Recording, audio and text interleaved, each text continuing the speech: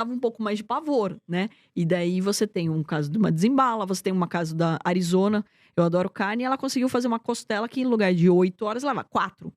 Pô, Ó, aí você fala: "Cara, o que que ela fez? Que gênio é isso?". E aí você fala: "Putz, mas tem que montar fábrica disso, tal, não sei o quê", daí você começa a entender que vale a pena aquele desafio, como o caso também da pasta que eu falei que tem fábrica.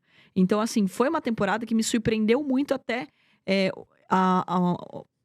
o que eu decidi investir, né, tipo de, putz, topei alguns desafios que eu não me imaginava em outras temporadas. Então, assim, ficaria aqui 10 horas falando de todos eles, porque realmente foi uma temporada sensacional.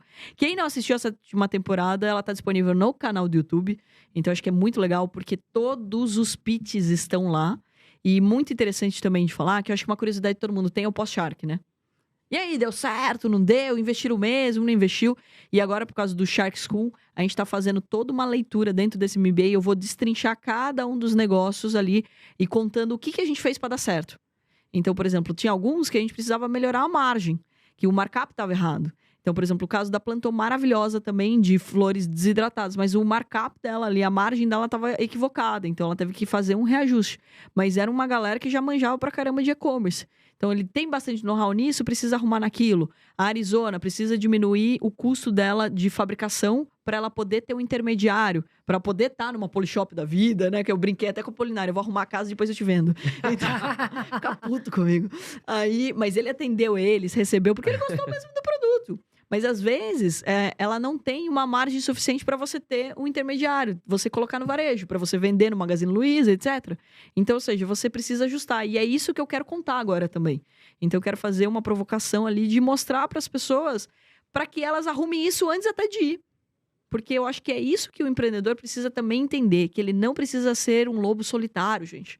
Empreender não precisa ser algo que você faz sozinho, que você apanha sozinho. Pô, legal, o que que vocês fizeram aqui, ó, pra fazer isso? Como que vocês formataram? Quais foram os perrengues que vocês passaram? E daí você aprende e você não faz, né? Eu acho sim. que a maior lição que eu tive de um mentor é: fique rouco de tanto ouvir. Aprenda com os erros dos outros. Legal. Ô, Ká, vindo dessa fala sua, o que que você acha de pessoas que compram franquia? Ou seja, elas utilizam do empreendedor que já tem uma certa experiência e tem aí uma franquia. Você acha válido? Acho, desde que você saiba avaliar a franquia. Então, acho que um ponto importante é que as pessoas, assim, putz, franquia dá dinheiro, então eu vou comprar uma franquia.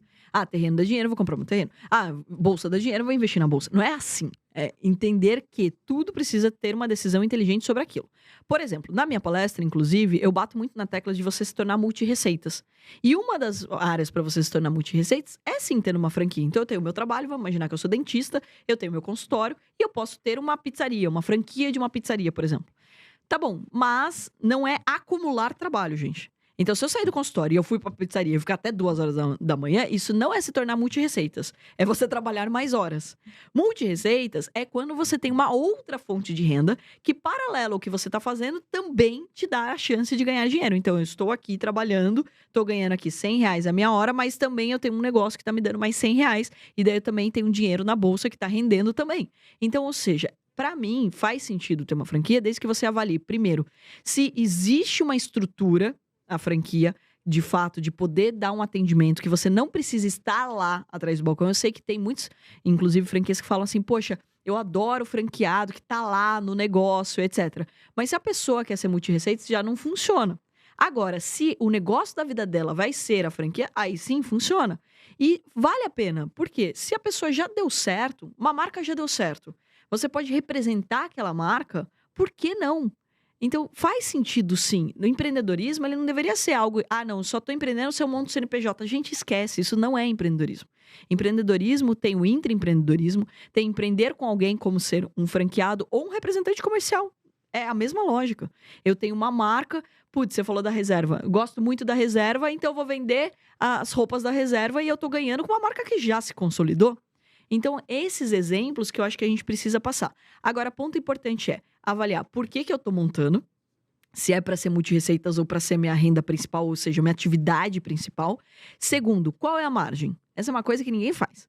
Porque também tem muita marca que montou o modelo de franquia para a marca crescer e não para o franqueado crescer. Então, cuidado. Olhe sempre o retorno. Então, você olhando a margem, você vai tomar uma decisão mais inteligente. E, principalmente, qual é o investimento que você tem que fazer.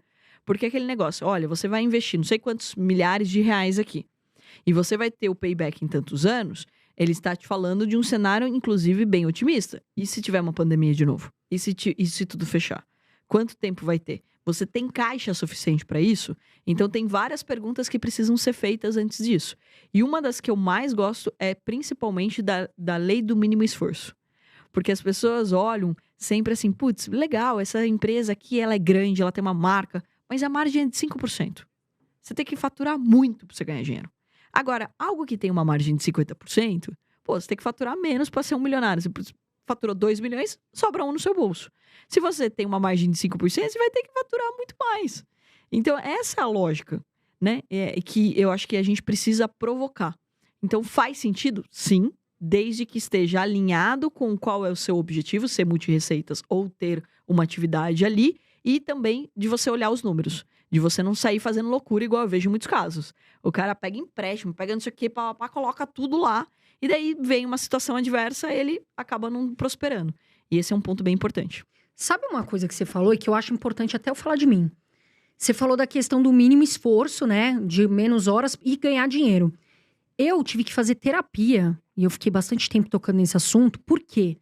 Eu achava um absurdo, como eu também já vim de uma rotina pesada lá atrás, trabalhando bastante, eu me culpava, porque, né, atualmente, graças a Deus, eu já tenho um patamar, um padrão de vida bom, e eu não trabalhava tanto. Rica, bonita e rica. Obrigada, Cá. E eu me culpava, porque eu falava assim, poxa, mas eu tenho que acordar às 6 da manhã, dar conteúdo, eu tenho que trabalhar até às 10 da noite. Só que aí eu fui fazendo terapia, de verdade, não sei se faz sentido pra você, pra entender que eu não era preguiçosa, porque eu me cobrava muito, sabe? E tem muita gente que se faz isso. Doente, eu queria trabalhar. O que eu entendi? Que tá tudo bem, que eu construí ao longo do tempo e eu posso ter menos esforço e ganhar dinheiro. Aí que tá. Mas eu fiz terapia por causa disso. Eu fiquei doente, eu tava doente por causa disso, Carol. Assim, eu acho que isso é muito comum, inclusive, de acontecer, cara, porque, vamos lá, é só a gente observar. A pessoa vai pra praia numa